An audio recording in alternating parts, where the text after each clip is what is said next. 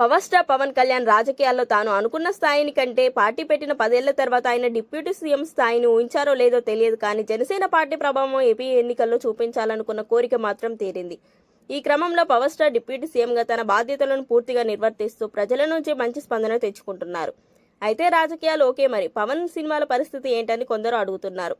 అయితే power star Pawan Kalyan సినిమాల గురించి ఫ్యాన్స్ కూడా చాలా ఎక్సైట్ గా ఉన్నారు.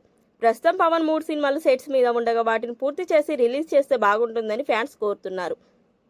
కానీ పవన్ ఇప్పుడిప్పుడే సినిమాలకు డేట్స్ ఇచ్చే పరిస్థితి లేదని ఓ టాక్ వచ్చింది. అయితే అది ఫ్యాన్స్ ని నిరుత్సాహపరుస్తుండగా లేటెస్ట్ గా పవర్ స్టార్ పవన్ కళ్యాణ్ తిరిగి షూటింగ్స్ లో పాల్గొనే టైం దగ్గర పడిందని అంటున్నారు.